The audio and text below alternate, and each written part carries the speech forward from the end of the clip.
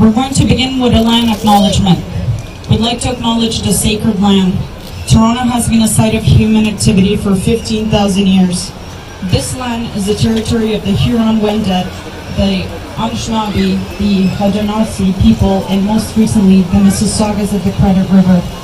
This territory was the subject of the Dish with One Spoon Wampum Belt Covenant, an agreement between the Iroquois Confederacy and the Ojibwe and allied nations to peaceably share and care for the پیش از اینکه سرود ملی را شروع کنیم، چون از روزی که امی وحشت در افغانستان آمده، امی حالتایی که آمده، برای یک دقیقه کسایی که زندگی خود باختن، کسانتان که فعلا اینجا هستین، فامیلایتان directly affect شدن، برای یک دقیقه we need a moment of silence starting now.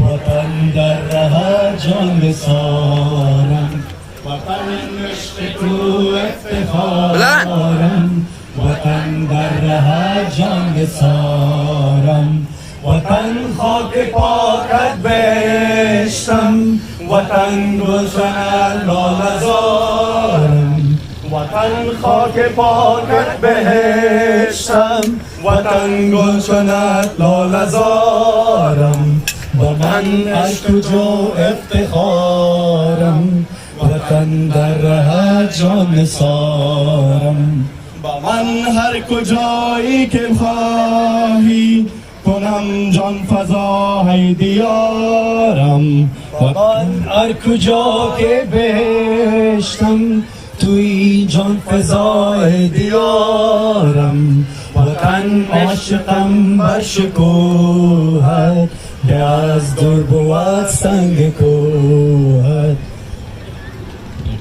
وطن عشق تو افتخارم، وطن در ره جان نثارم، وطن قلب من هستی من بود رگ رگم پر ز خونت، ز تو همچو گل بشکفد دل اگر در خزان یا بهارم، وطن عشق تو افتخارم، وطن در ره جان نثارم، وطن عشق تو افتخارم، وطن در ره جان نثارم، وطن عشق تو افتخارم، وطن در ره جان نثارم. زنده باد افغانستان، زنده باد.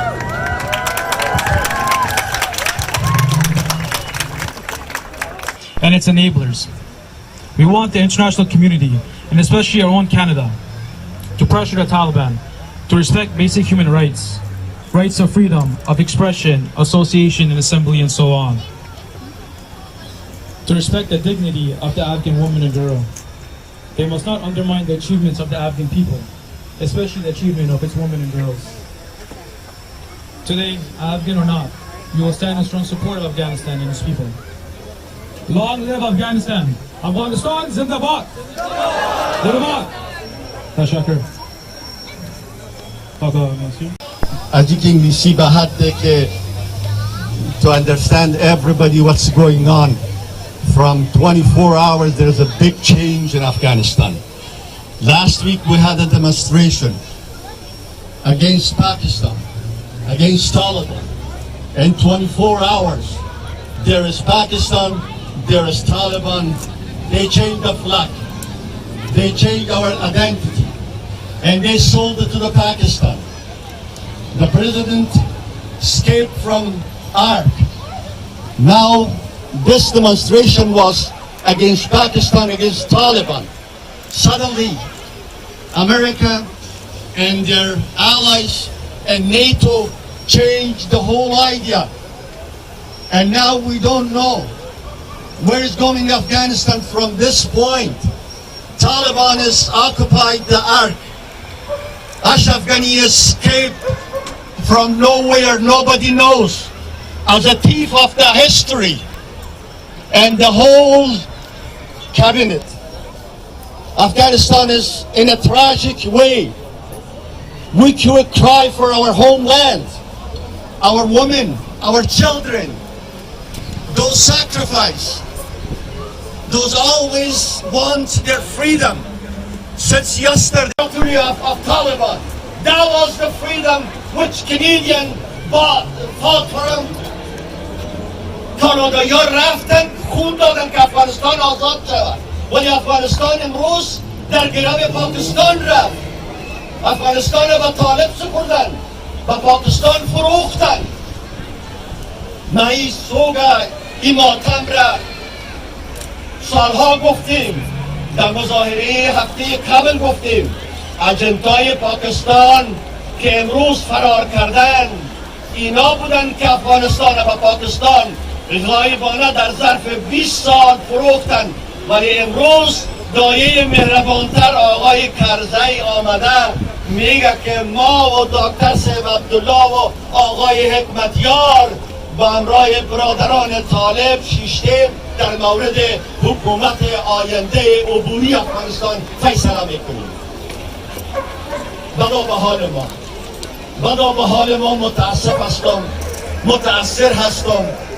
ما ملا برادر بعد از یک قرن نمیخواستیم که سرنوشت افغانستان به دست ملا برادر باشد، اما ندانستیم که طالبان نکایی‌داری که از سراسر جهان رفت امروز زمینه ملا برادر در افغانستان امینا بودن که امروز ملا برادر در مابین ارک شیشته. پس برادر باز هم مقاومت ها را کشتن، مقاومت ها را نابود کردن، روحیه مبارزه و صلحشوری را نابود کردن. در هر گوشه دنیا ما را به جان هم انداختن.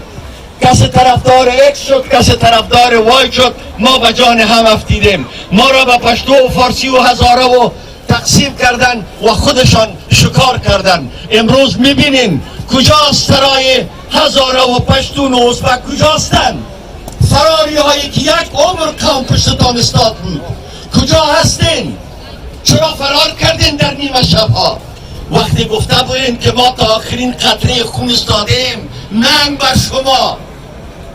خوشا بالو کسی که در افغانستان کشته میشه، ننگ بر شما که مثل یک جوون، مثل یک برده، مثل یک غلام قوم هم استفاده کردین، دین هم استفاده کردین، مذهب هم استفاده کردین، خدا را بازی دادین و امروز رفتین بازم از بندر حیرتان. زنده باد افغانستان! مرگ به پاکستان! مرگ به پاکستان!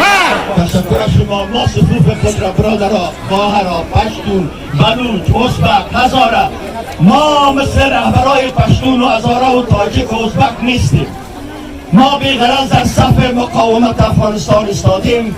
با هم باشیم و با هم صدا بکشیم. هر چی هستن نابود شویم، با هم نابود میشیم. شما زنده باشین، افغانستان زنده باشین. Diaspora, that's what we are now. When you raise the Taliban flag, you know what else raises up with them? The Pakistan flag. What the fuck is that? Huh? What is that? You are not more or less Afghan no matter what sect you're from. If you're Hazara, if you're Pashtun, if you're Baluch, if you're Turk, if you're Uzbek, it doesn't matter. You're Afghan. You're Afghan. These flags are going to stay. These flags will not be erased by a stupid flag. They will not. You are Afghan. You better be proud. You better own it. You're fighting the same battle. The same battle that those women, those children have to fight every day of their lives. They've been fighting it for 43 years. Joe Biden, don't you dare forget Operation Cyclone. You were sitting there saying it's is your tragedy. It is. You caused this bullshit. You did this to us. Imran Khan explained the Pakistani flag. In 2015, you were saying, yes, the Taliban are terrorists. And now you're going to sit here and tell me Osama was your martyr? You're going to sit in front of a freaking screen and you're going to tell me that the Taliban are your heroes. You disgust me. What the fuck is wrong with you? Imran Khan, the Pakistani government funded this. Ex-people from the government have been coming out forward and telling you, yes, we did this. Yes, we funded the Pakistani Taliban. Yes, we funded it. Yes. They're screaming to you and yet you still have people coming to you and saying, no, I don't believe you. How much more proof do you need? Do you need more proof? My grandmother was sitting there and crying. She's an 80-year-old woman. She was sitting there and she was crying and she saw the news and she saw those disgusting people sitting in the presidential palace. Ashraf Ghani, you watan furush. You're a watan furush. You're not a president. Anybody who acknowledges him as a freaking president, he's not. He's a watan furush. Furukhti watan Ashraf Ghani. Furukhti mora. زنا و طفل و مردای ما مرده رایستن و تو فروختی یارا. And you're gonna sit here. Justin Trudeau, I bet accepting 20,000 refugees is gonna look really good on your election trial, huh? 20,000 Afghan refugees is not the answer. It's not. You know what? And to all those activism pages and all those people who are coming and saying, what can I do? It's too late, bro. All you can do is pray and you can hope and you can put your hands together and say, Ya Allah Ramko, Ya Allah Ramko, که افغانستان گرفتن فروخت وطن اشرف غنی فروخت. That's what you can do. You're gonna sit here and you're gonna tell me, remember when I told you, you call back home, your relatives don't answer? You think, oh my God, the Taliban's got them. Guess what? Our Afghan TVs were in blackout. WhatsApp wasn't working. You couldn't reach your relatives. You couldn't talk to your relatives. You didn't know who took your relatives. You sit there and you look at the TV and all you can do is cry. All you can do is sit in front of Allah and say, Ya Allah, help us. Ya Allah. That's all you can really say now. Our war has been going on for 43 years. We waited for 43 years. We can wait another bit more. Do not let this ruin your fate. Do not let this destroy your fate. Sabr ba ma dada khuda. Sabr ba ma dada. Kol rais jamura و کل امی کسایی که ما را فروختن، ما را بیهی به اذیت او کرزی او اشرف غنی کشان او با دردت نخورد. تو فکر میکنی که کافر با دردت میخوره یا کسی که با دردت نمیخوره جو بایدن با دردت میخوره او گفت it's not a tragedy bro. I can sit here and I can talk to you like a broken record. I can look you in the eyes and I can tell you, save me. I have family in Afghanistan and I have family who's calling my uncle saying, Mora Bekash! Mora Bekash! Lutfan Mora Bekash! Chickson Bekashimit. Stay quiet.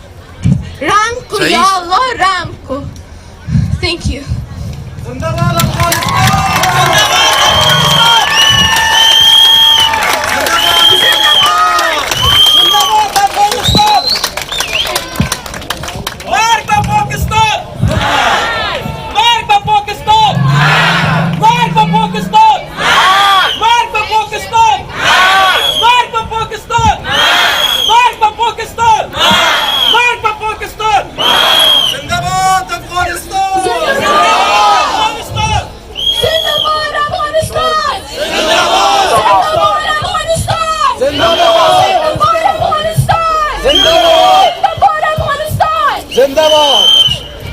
For coming today.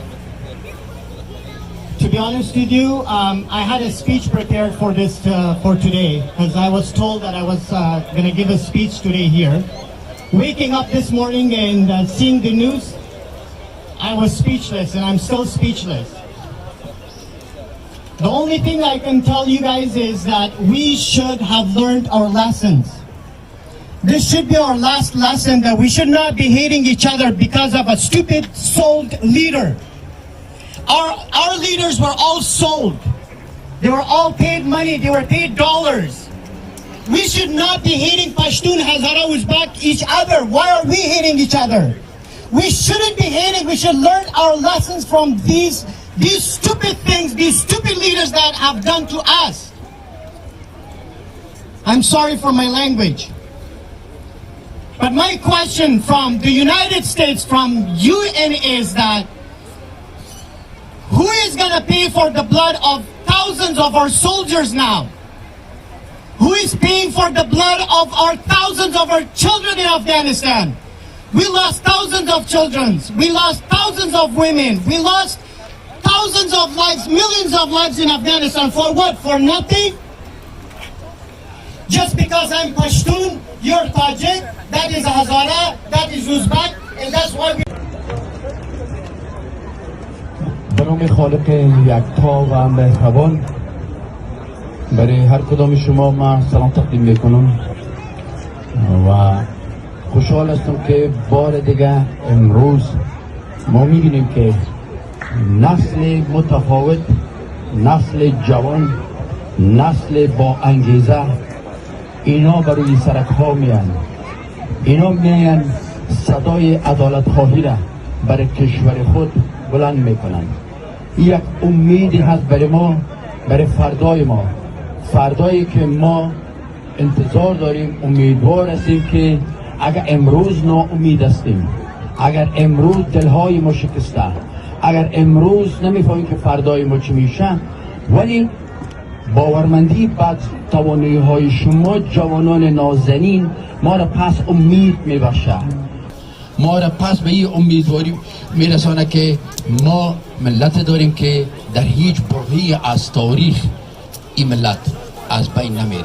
صدا زنده است. این ملت قلبهایشان میتپه. جوانایی را که میبینیم خاطره نازنین و خیلی متولد کاناداست، اما این قلب ها میتپه. این قلب ها به خاطر از این نمیتپه که من صاحب این بیلدینگ باشم. این قلب ها به خاطر ملت میتپه که 42 سال است با معامله‌گری قرار گرفته، 42 سال است که از این ملت من و تو قربانی میگیرن و ثمری حاصلش نشد. حرفایی که جناب فرولی صاحب زدن حرفایی بود که فکر میکنم که کافی بود برای صحبت امروز. آنچه که ما میخوایم بگویم ایست که عارف جان اوریان گفتن، فرولی صاحب و دوستان، ما امروز حرفی برای گفتن نداریم چون آمده بودیم تا چیز بگوییم، ولی او چیز گفتن در گلوی ما خفه شد. آل تقاضایی که ما از شما جوانان نازنین دارم، از شما آینده سازان دارم، از شما کسایی که امیدوار هستیم به توانایی های شما است که فکرهایی کنیم بر ازی که چگونه ما ای که رفتیم و کجا رفتیم برای فعلا آدم عرفش نمیزنه که فردا بلند میشیم بیانی میشنویم که از طرف امارت اسلامی و اینا را فعلا ما سرش عرف نمیزنیم. ولی امروز باید صدای ما و شما بیشتر به خاطر ازی باشه که ما در تجاوز باختیم، ما وطن خود از دست دادیم، ما امروز به اثر خیانت‌های یک تعداد معامله‌گران، یک تعداد خاک فروشان، یک تعداد ناموس فروشان امروز بار دیگر بی وطن شدیم. ولی به یاد اونو حداقل 6 میلیون مهاجر داخلی وطن امروز باید ما شما تصمیم بگیریم. ما امروز صدای خدا باید به خاطر نجات از اونا بلند کنیم که اون با سرنوشت از اونا چی میکنن. اینا امروز وطن ما و شما رفت، اما ملت ما و شما ملت بسیار با عزت، ملت بسیار با غیرت، ملتی که تاریخ ساز بود امروز بسیار با ذلت و خواری در سطح سر وطن اینا آواره و پریشان است. صدایی که ما شما میخواستیم بکشیم مو صدا رفت، ولی من امیدوار هستم که شما جوانان عزیز که همونطور که چیره شروع کردین که نامه به پارلمان که خدای بزرگ اجرش براتون میده که من تعقیب کردم به هزارها نامه شما به پارلمان روان کردین. از امشب باز هم از این تقاضا میکنم که بار دیگه شما یک اصطلاح چی میگن هشتگ میگن هر چی میگه باز کنین و از دولت کانادا از ملل متحد بخواین که دیگه خون هموطنان من و تو ریخته نشه. 20,000 مهاجر درد مرا دوا نمیکنه. 20,000 مهاجر را که کانادا گفت این فقط یک تغییر ذهنیت بود که فکر ما شما را از حادثه امروز و از حادثه دیروز تغییر بده. چرا در روز 14 اگست در روز آزادی استقلال پاکستان تمام افغانستان سقوط میکنه؟ رازهای هست اینجا، نمیشه تمام مسائل در اینجا بگویم. ما هر روز جسته و گریخته از طریق تلویزیون حرفای خودم میگیم، ولی از شما تقاضا دارم که شما از امشب، شما جوانان عزیز، این مسئله را شروع کنین که سرنوشت انسانهای آواره ما چی میشه. 20,000 افغانی که به جمعی 20,000 افغان مغز است، 20,000 افغانی که از حتما واسطه داره، پول داره، سرمایه داره، همه چیز داره، اما اون مردم غریب و بینوا و بیچاره من و تو که فعلا هم تقریبا حدود 100,000 دلار شما جوانا ریختین در اکانت ها به خاطر کمک به اونا چی میشن؟ به این مثلا امیدوار هستم که امشب شما کلتون چی کنین، یک فکر مشترک کنین، یک صفحه مشترک باز کنین به خاطر نجات انسان وطنتون. وطن رفت اما مردم من و تو است. به خاطر ادونا امروز همگی اشک ریختیم، امروز همگی قلب‌های ما شما نارام است. امیدوار هستم از شما جوانای عزیز که از امشب یاسنا جان، لیما جان کجا شدیم؟ و اینا از اینا تقاضا میکنیم که همونطور که مظاهره را امروز گرفتن همین کارم امشب شروع کنین. یاسنا جان، لیما جان، اول خب افتخار امید خوار ناز ما شما از دل یک کپ بزنید. واقعا تانستم که شما را اینجا جمع کنن تا صدای عدالتخواهی و ترمابر کنین، تا صدای همبستگی تانه. امروز دیگه صدای ما و شما نجات نبود، امروز صدای ما و شما صدای همبستگی با مردم بینوا و دردمند ماست. و تشکر میکنم از اونا و امشب تقاضا دارم لیما جان خند که شما همت یک حساب را باز کنید که مردم ما سرنوشتشان در داخل افغانستان 6 میلیون مهاجر داریم چی میشه. زنده و سلامت شما باشین و فقط دعا میکنیم برای سلامتی کشوری که تا دیروز از ما بود ولی در آینده باز از ماست اگر امروز مورد معامله قرار گرفته. دعا میکنیم با سلامتی وطن ما افغانستان عزیز و شما جوانان نازنین همیشه سربلند، موفق، با انرژی و با انگیزه و با اصرار باشید. با وجود هر کلام شما کل ما افتخار میکنیم. Other members uneasy will remain. If you have no sympathy for human pain, the name of human you cannot retain. Assalamu alaikum wa rahmatullahi wa barakatuh, brothers and sisters. I want to personally thank you all for showing up today and supporting us. We have decided to become part of the solution and not the problem. And I want to recognize that you're using your privilege to stand against oppression and to stand for justice. I want to also mention that standing up here and speaking about this was incredibly difficult for me. I'm emotionally drained, my anxiety has become crippling, and my heart is in turmoil. My anger is enough to move mountains, and it's not only because of the Taliban and their supporters, but also because of the silence from the rest of the world. The silence that screams that my life as an Afghan woman has no value. That I and the other 38 million Afghans are better off dead. I want to apologize for reading out from my phone. The only reason I'm doing so is that I want to make it clear that this is not a civil war. The Taliban are not Afghans. They're barbaric, demonic monsters. They have no religion and do not represent any religion, especially not my religion.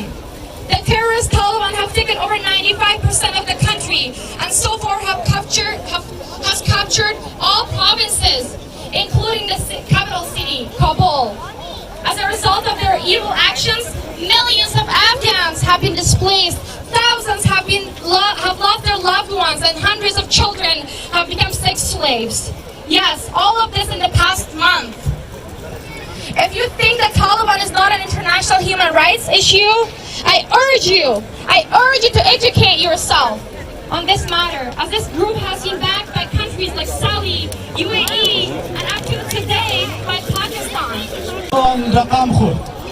امروز روز شایی است که همه ملت افغانستان در خون می‌تپند. خواهشاً دوستان که توجه اینجا داشته باشین. اونایی که دشمن افغانستان هستند حتی در این جمع کار خود میکنن. همه که توجه اینجا داشته باشین. زنده‌باد افغانستان! دوستان عزیز، ما فقط حرف خود با یک شعر خلاصه میکنم. فقط شما همراه ما باشین و بگوین که نمیدهیم. همتان همراه ما همراه باشین. در حالی که دستم میلرزه و یک شب و یک روز هم ما گریه کردیم، ناله کردیم، زاری کردیم تا پرچم زیبای ما همیشه در اهتزاز باشه. اما امروز غرور ما را، امروز همت ما را همیشه زیر پا کردن، هویت ما را فروختن. فقط همتان با یک صدا خاک پاک میهن را به دشمنان نمیدیم. همگی با یک صدا، خواهرها، برادرها، اطفال، جوانها، حضور همتان اینجا نماینگر اتحاد ما است. امروز ما بی هویت شدیم. امروز ما پیش 240 کشور هویت نداریم. 4 تا طالب موتورسیکل سوار سیاه رو وطن فروختن، برباد کردن. در 24 ساعت گذشته من 200 ایمیل گرفتم از جوانای افغانستان، از خبرنگارای ما را شهید ساختن، در مادرش کردن. مادر از آه ناله و مادر خبر داریم. امروز خودتان به جوش بیاین، خودتان به جوش آمدم بفهمم از چهرهتان معلوم بشه. پس شروع میکنیم همگی خاک پاک میهن را به دشمنانش نمیدهیم. دستانش کوتاه و امان به جانش نمیدهیم. ما از جان گذشتگانیم، بیدار و پاسداریم. ما از جان گذشتگان و بیدار و پاسداریم. اهریمن دورباد گوش به فرمانش نمیدهیم. پوز درندگان گرگ ها را بر خاک میمالیم. همگی بگوین پوز گرگ ها را بر خاک میمالیم. تکرار کنین میمالیم. استخوان بشکنیم و هرگز بدانش نمیدهیم. همگی با یک صدا، زنده باد افغانستان،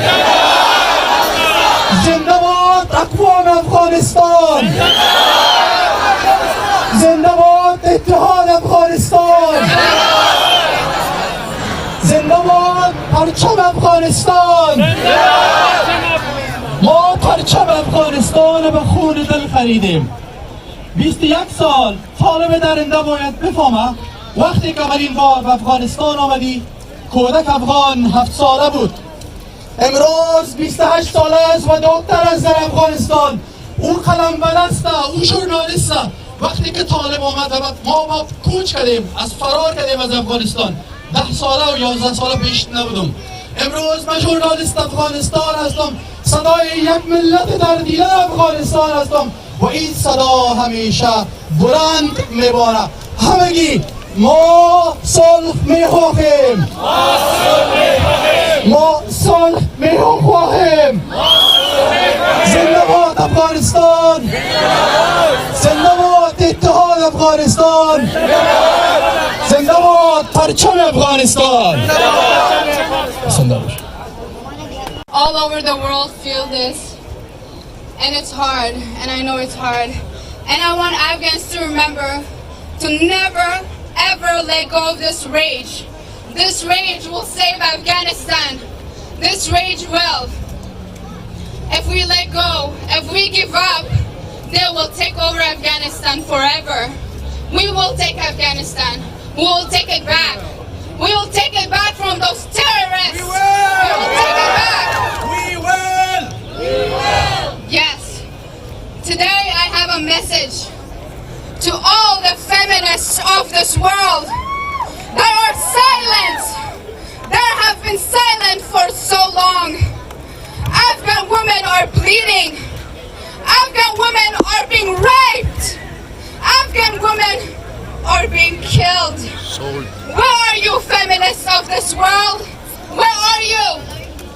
History will never forget those feminists that had forgotten Afghan women, Afghan children. They will never be forgiven, and Afghans will never ever forget their silence for Afghan women. There are women that are crying for help and they're silent. I had a call yesterday or 2 days ago with my family. my cousin women, my cousin girls. They called crying. Their neighbors were taken.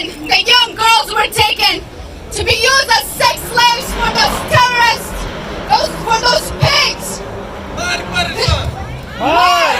Mark for Taliban. Mark for those terrorists. They're crying, and I'm in pain. I am privileged. I feel guilty to be here free. They're crying. The only option they have before they enter their home is suicide. They should never have that option. They should never have that option. No woman in this world should have the option of suicide. Every woman in this world deserves. Every woman in this world deserves justice. Every woman in this world deserves freedom. We will never forget. We will never forget those human activists, human rights activists. They're all silent. All of them are silent. They're silent. Our children are getting killed. A child was shot in the face because his father was in military. Where are all those activists? Where are they? They're all silent. Afghan lives matter. Afghan lives are as important as everybody else in this world. We all matter. And I have a chant today. And this chant is important for all Afghans who are losing hope. This is for you and for everybody else. And I want you guys to say it and never forget this. Afghans united will never be defeated.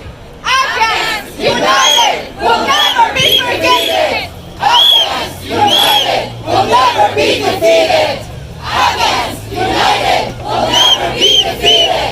Afghans united will never be defeated. Afghans united will never be defeated.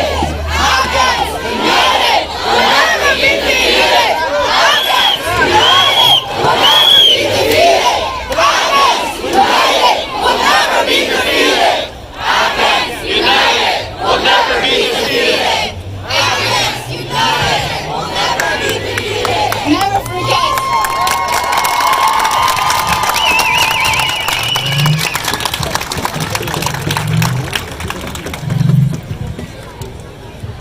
That was truly powerful. قدر و خواهران عزیز، در قدم نخست هر یک شما را آمدنتان به اینجا جهان سپاس گفته و از احساسات شما قابل قدر است. امروز ملت مظلوم افغانستان از همه بیشتر به من و تو نیاز دارد برادر و خواهر عزیز. متاسفانه مملکتمان، مملکت پر افتخارمان افغانستان عزیز که مردم آن تشنگی و گشنگی را ترجیح می‌دهند ولی مزدور بودن و غلام بودن را و بیگانگان نه. مملکتی که نه 60 سال و نه 50 سال از استعمار از تأسیس آن شده باشد. افغانستان مملکت 60 ساله و 50 ساله نیست. افغانستان مستعمره غرب نیست. افغانستان کشوری با قدمت 5000 سال است. من از همین جا خطاب به حکومتداران دزد، خائن، وطن فروش و همهشان خطاب می کنم.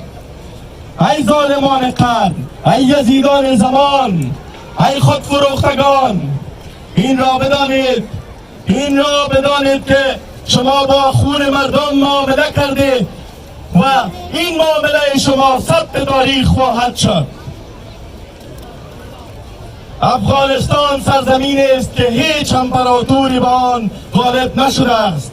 افغانستان در مقابل اسکندر کبیر ایستاده است. افغانستان در مقابل انگلیس و روسیه ایستاده است.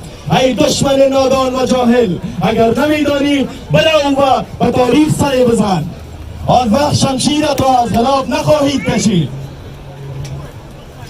با ملت غیور و رنج دیده خود هستیم تا آخرین قدم. نمیذاریم تا این ظالمان صدای خواهرای ما را، صدای کودکان ما را خاموش بسازند.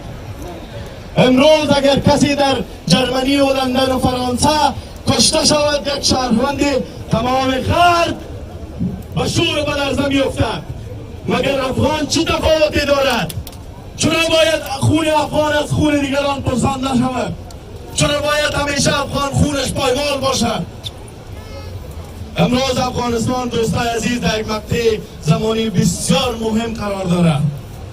امروز معامله‌گران با خون ملت معامله کردند. امروز مملکت را تحویل مزدوران نوکران آیسای کردند. امروز وطن ما را معامله کردند. ای خواهر عزیز، بدان که تو تنها نیستی. قدم به قدم، دوش به دوش برادرت با تو است و صدای تو را به جهان خواهم رساند. امروز افغانستان جز اتحاد و همبستگی به هیچ چیز دیگر نیاز ندارد. دوستان عزیز، همه یک جا شده، همبستگی ملی یک مشت محکم به دهن دشمنان و نوکران و مزدوران غرب خواهیم بود. و من الله توفیق.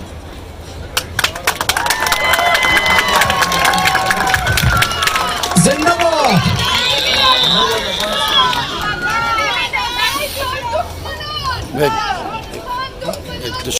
افغانستان دشمنان مړوي افغانستان دښمنان دې مړېږي افغانستان دښمنان دې تباه شه افغانستان دښمنان دې تباه شه یو لاس شئ افغانانو یو لاس شئ افغانانو یو لاس شئ افغانانو د بې اتفاقي نه لاس واخلئ په ګټه هم نه ده یو لاس شئ د بې اتفاقي د نتیجه وه چې دو حالت ته راورسېدو یو ځای شئ افغانانو یو ځای شئ افغانانو مرګ د افغانستان په دښمنانو مرګ د افغانستان د دښمنانو ولټئ افغانانو یو لاس شئ خپل وطن خپل خلک وژغورئ دا وخت دی یو ځای شئ د بې اتفاقي نه لاس واخلئ یو ځای شئ افغانانو یو ځای شئ افغانانو مرګ د افغانستان په دښمنانو مرګ د افغانستان په دښمنانو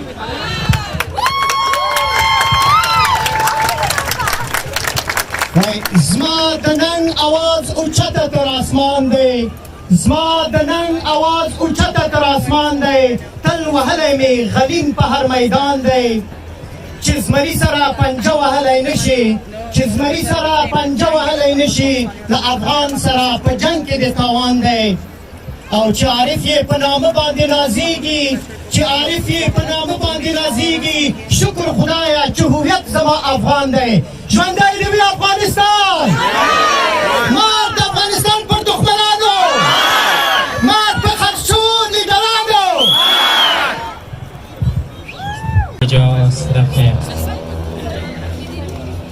سلام و درود بر همه. I know there's lack of time and I just summarize all the things. I know it takes forever, days and years to say our words, but I'll summarize it in a poem from Mir Muhammad Kazim Hashimi, which portrays the things that happened recently.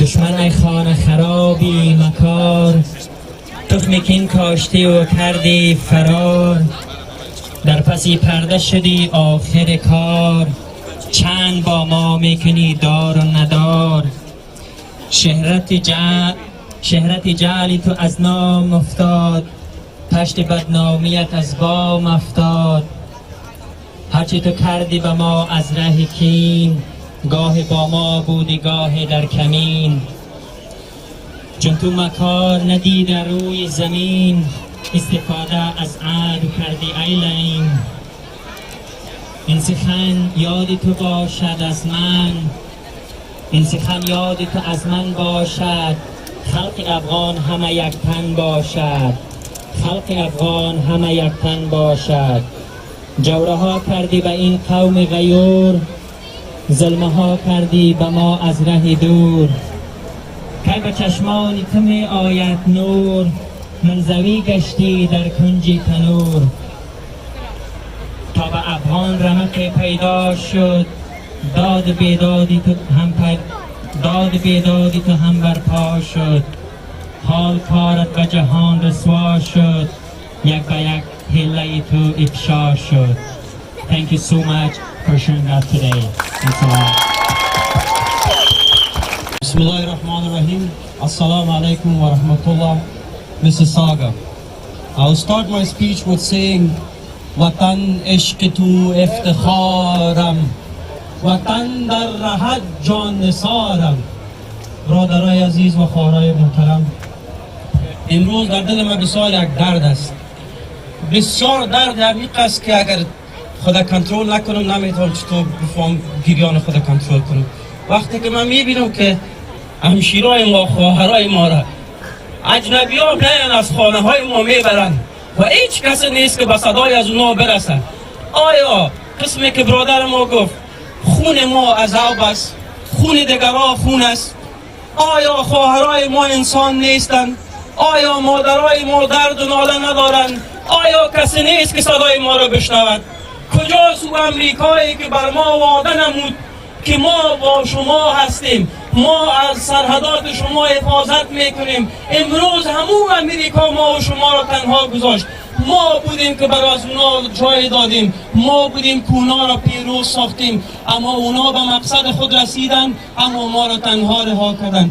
به خاطر از این که ما هر وقت پای هم دیگر نیستیم، هیچ وقت هم دیگر پذیر نیستیم، هر وقت به فکر عزیزیم که منم، هر وقت به خود فکر میکنیم، نمیگوییم که ما همه ما یک افغانیم. باید همه ما هم دیگر خود را بپذیریم، نه به ای که من پشتونم و من هزاره و من ازبکم. ما همه یک برادر، یک خون هستیم، از یک مادر هستیم. اگر ما بر گذشته ها ببینیم، همه ما و شما یک پدر و یک مادر داریم. مادر ما و شما بیبی هوا، پدر ما و شما حضرت آدم علیه السلام است. برادرای عزیز، من نمیخوایم که وقتتان زیاد بگیرم، اما لطفاً به این هشتنگ زیادتر کوشش کنیم، بخوایم که وطن خود آزاد کنیم. ما جوان آزاد کرده میتونیم اگر ما تنها به فکر خود باشیم و به فکر آرامی خود باشیم که ما در کشور مثل کانادا و اروپا هستیم و ما آرامی خود فکر کنیم، به فکر دیگران نباشیم. شما یقین به خدا کنین که نه تنها ما اولادای ما به گریان هستند وقتی که میبینن افغانستان اشتکا گرسنه در خانه ها و در سرک ها و در مایبن پارک ها گرسنه هستند، میگن پدر اینا را چه رقم کمک کنیم. لطفاً با هم دیگر برسین، بر برادرها و خواهرایتان در هر جای کس بگوین که کمک کنین. افغانستان در حالت بسیار بد قرار داره. ما و شما فروخته شدیم، باید از برای قبول کنیم، این گپ قبول کنیم که هیچ کس دیگر اگر ما و شما یک مشت واحد باشیم، هیچ کس ما را نمیتونه از هم بپاشانه. اما اگر وقتی که هر کدام ما تنها از خود بدرنگانیم، ایره باور یقین کامل داشته باشین که ما و شما را به بسیار زودی مشکنانند. مشت واحد باشیم. زنده باد افغانستان، زنده باد مردم غیور افغانستان، زنده باد اقوام افغانستان، زنده باد اقوام افغانستان. مرگ بر دشمنان اسلام، مرگ بر دشمنان افغانستان. زنده دیوی افغانستان، زنده باد افغانستان. تشکر از این که شما بر من وقت دادین. امیدوار هستم که دیگه وقت شما رو نگیرم. بازم همه ما و شما به یک صدا کلتان از پیش کلتان خواهش میکنم به چیز بلند تا کل کشورها صدای ما رو بشنود. بگوین زنده باد افغانستان، زنده باد افغانستان، زنده باد افغانستان. مرگ به توریست، مرگ بر دشمنان اسلام. Are aware of what's happening, and we're urging our MPs to keep an eye out on this. And you all know that the Canadian election's happening. Your voices matter. As an Afghan Canadian that you're here, your responsibility does not end in terms of having a voice about Afghanistan as soon as you land here. We're all involved in this. I have Zilal, she's going to be walking around, she's got her tablet. All we need is your first name, last name, and your address. You just input that through, and then that calls out your MP, that there's a letter that gets sent out. Many of you other guys that who follow me on Instagram, I have the link on my bio. You can click on it and just fill it out. It's a very quick link. Address or email? No, you just put your email address, your first, your last name, and everything. No, well, your home address will be asked because this is going to go to your writing. Now, Bismillahirrahmanirrahim. Salam and hello everyone. Before I begin, I would like to thank everybody who took part in this organization, who helped us in this protest. Every single person who shared our post on Instagram. It all started over a page, and me and my team have actually organized the protest at Young and Danda Square, August 1st, and it all started where my family in Shahada district of Badakhshan on June 15th, there was a serious airstrike targeting Taliban. So when the Taliban going to airstrike, to do the airstrike on the Taliban hid inside people's homes. They hid inside bazaar. And when the military jet came, they targeted the military vehicles of the Taliban. Their tanks and vehicles were parked right by the bazaar. And the government military airstrike them. When they did the airstrike, there was no Taliban casualties. But there were 13 young guys who were like me. They all got killed, including of 3 of my cousins. 2 of them died right on the scene. I have videos, I have footages. I spoke with Global News, I spoke with CBC today. I showed them, I provide them with the evidence that I could see my own family members, their body parts were blown up. One of them was an engineer, the other one was a doctor. He was selling medicine, he was in his shop. He had nothing to do with the politics, he was not military, he was minding his business. And what happened in that district, what happened in Badakhshan, it has never happened before.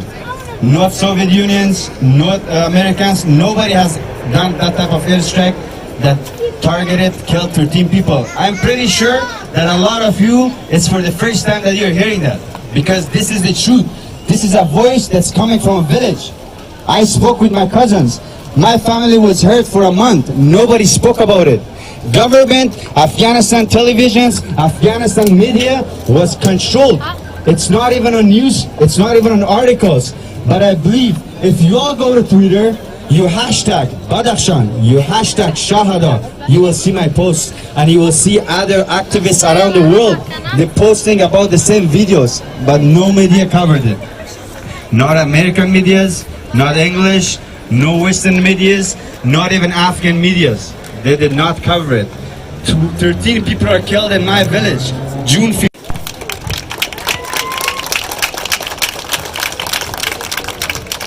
سلام برای همگی. نام من لیما صابر است. ما کمی احساساتی شدیم در بین همه افغانای خود که اینجا هستم. تا همین صبح من خیلی ناامید شده بودم. فکر میکردم شاید امروز برنامه من هیچ کس نبیاید. به خاطر حالتی که دفعتاً تغییر کرد افغانستان، بسیاری مسیجا آمد که ما نمیاییم، پروتستتان کدام فایده نمیکنه. اما من اینجا بازم آمدم، یاسنا جان، میهن جان و تمام شما اینجا همراه من هستین، با من یک جای صدا بلند میکنین، با من یک قدرت تازه بخشیدین. من دوباره امید پیدا کردم که بله ما میتونیم در فضای صلح دوباره در وطن خود زندگی کنیم. و از همتون تشکر میکنم. شما واقعا قهرمان هستین که امروز اینجا آمدین و برای وطنتان صدا بلند میکنین. و من چند گفتنی در باره افغانستان دارم. خدا کنه خسته کنه نباشه برتان. ما که اینجا جمع شدیم هیچ یک عاشق خارج رفتن و ترک وطن ما نبودیم، بلکه مجبور شدیم به خاطر جبر، به خاطر کشتار و ظلم تروریستان بوده. من سالهای قبل وقت در کابل بودم، در پیش چشمانم دوستانم را تروریستان قتل عام کردند. در حمله تروریستی که در دانشگاه پنتون امریکایی در افغانستان صورت گرفت، در یکی حمله های تروریستی جان دهها تن از همسنفیانم و محصلان دانشگاه ما را گرفتن. نزد چشمان ما صنفی های ما کشته شد. برادرم با دوستای خونالود به خانه برگشت و به من گفت کلمه ما رفیقای خود به چشم خود دیدم که طالبا کشتن، توریستا کشتن. مثل این هزاران حمله انتحاری و انفجار در طی این مدت صورت گرفته که باعث از بین رفتن جان و زندگی صدها هزار هموطن ما شده بود. حالا همین جنایتکار آمده و زمان امور مملکت رو به دوش گرفته. چگونه قابل قبول ما باشه کسانی که اولادای سرزمین، اولادای افغانستان را پیش چشمان مادرانشان سر بریدن، انتحار کردن، انفجار دادن، امروز در میان همان مادران و پدران، همان مادرانی که دلشان زخمی است و سربلندی را قدم میزنند. چگونه قابل تحمل مردم درگیری ما باشه که قاتلان ما، ویران کننده پنتونهای ما، ویران کننده شفاخانه‌های ما، ویران کننده مسجدهای ما، ویران کننده برق و آب ما، کسانی که از ما برق ما، روشنی ما را گرفتن، آب ما را از ما گرفتن، امروز بالای ما حکومت کنند. دنیا چطور به سادگی میتواند فراموش کند که یک کشور 36 میلیون نفوس دارد را در دست تروریستان بدهد. Terrorists may have won this war, but they have not won the hearts of the people of Afghanistan. They're losers, not winners. We are the winners. We are still alive here. We are all here for Afghanistan. We will not allow people to go back to the dark days. They have worked hard to get there, especially women of Afghanistan like me. Nobody has the right to come so easily and shut the mouth of us Afghan women. We're tired of the dark days. We don't want to go back to those old days. We want to free Afghanistan. We are here for peace, for justice, to bring peace in our country. حاضرین عزیز و شرافتمند، ما برخلاف هموطنان ما که در داخل هستند فرصت زیاد برای دادخواهی و رساندن پیام مظلومین افغانستان به جوامع و نهادهای بین المللی داریم.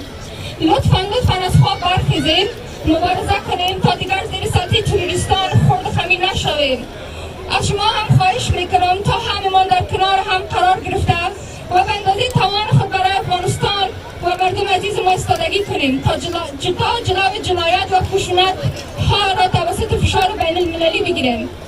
و فقط یک پیام آخر برای تمام جوانانی که در داخل افغانستان هستند و هم در خارج از افغانستان هستند، لطفاً ناامید نشوید، تسلیم نشوید و قاتلین اولادایتان را به این آسانی نبخشید. فقط حوصله داشته باشین، خداوند با ما هسته. الله اکبر شعار ما مسلمانان هسته. الله اکبر شعار قاتلین نیست. الله اکبر شعار کسانی نیست که سر میبرند. الله اکبر، الله اکبر. ما قوی‌تر از دیروز هستیم و این جهان بشناسه، بفهمه و تروریستان هم بدانند که ما هرگز عقب نمیرویم.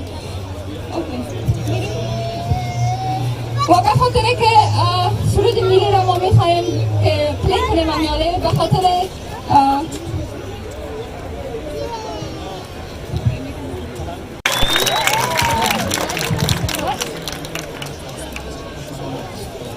زنده باد افغانستان، زنده باد افغانستان، مرگ به تروریستان.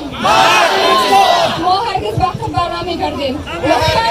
لطفاً چند دقیقه به خاطر احترام سرود ملی همگی صحبت ها بانن و همراه ما یک جای سرود ملی را بخوانیم، به خاطر که ما همه یکی هستیم. پشتو، تاجیک، هزاره، فقط همگی یکی هستیم، زیر سرود یک هستیم.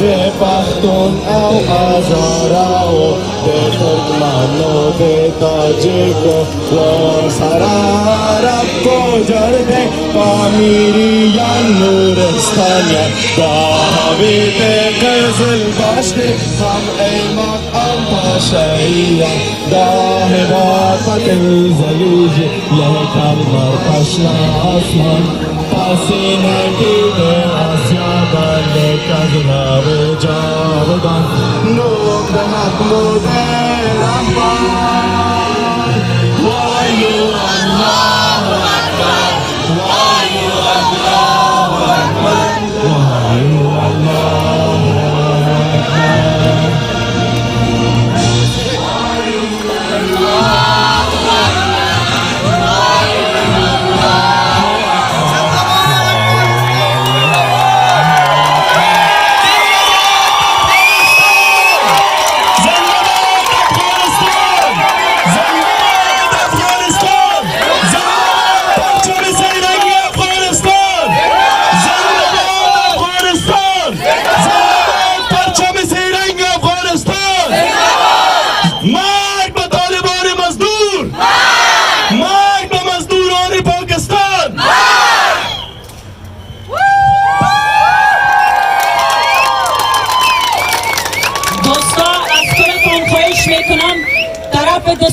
away from the Taliban. You know what it means. You know why Afghanistan started it. This is another movement. Tonight, when all of you guys are out on your social media, I want each and one of you guys to hashtag Allahu Akbar. Allahu Akbar. Allahu Akbar. Allahu Akbar. Allahu Akbar. Allahu Akbar. Allahu Akbar.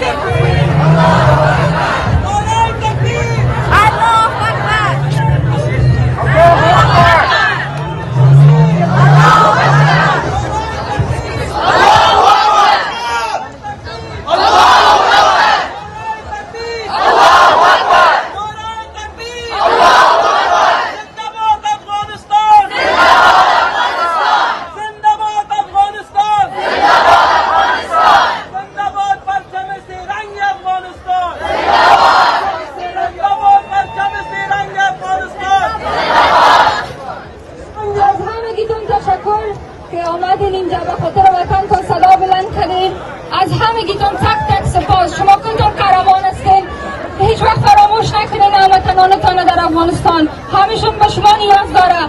امروز روز شروع جنگ ما برای آزادی ما بوده، نه آخری. ما امروز بعد از امروز ما شروع جنگ میکنیم با کسانی که حق حقوق آزادی ما را میگیره، بخصوص حق زنای افغانستانن. و از همتون تشکر میکنم. بازم یک بار دیگه اگر شما نمیبودین برنامه ما خوب پیش نمیرفت. تشکر یک بار دیگه. یاسر جان گفته من یک گفتنی آخری دارم دوستای عزیز. در تاریخ 28 اگست در سیتی هال یک پروتست دیگه است که از کنتان خواهش میکنیم با فامیلایتان بیاین، چون این پروتست تاریخ 28 it's nationwide. پلیز جهانی است. دوستای عزیز در تاریخ 28 اگست در پیش سیتی هال در تورنتو افغانای ما یک جای میشه و یک مظاهره دیگه این جا نیست. همه شما داره در اینستاگرام، فیسبوک، همه جایی که هسته در سوشل میدیا دیدین. لطفاً اونا رو اتند کنین پروتست. انشالله بخیر شما رو میبریم. شب خوش بر کلتان میخوایم. Get safe and یک چیخ بلند زنده